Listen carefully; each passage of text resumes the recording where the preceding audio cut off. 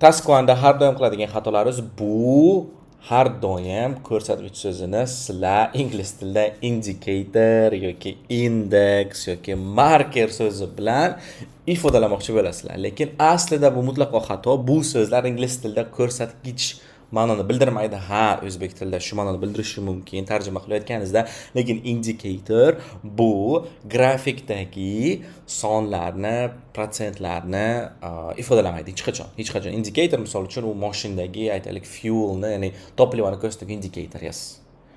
Index ham shu, marker ham shu. Iltimos bu so'zlardan umuman hech qachon foydalanmang. Shu 3 ta so'z juda ko'p ishlatiladi Tasqo'nda. Mutlaqo xato. Bularning o'rniga sizlarga alternativ yo'llar bor. Men bitta yozib berganman sizlarga. Birinchisi, indicator o'rniga siz the figure for deyishingiz mumkin. Misol uchun the figure for production of Chinese cars dropped. Dальше index o'rniga there was a drop in the number of Chinese cars produced. Bitta, sentence. И oxirgisi marker o'rniga misol uchun biza the number of Chinese cars being produced decreased deyishimiz mumkin.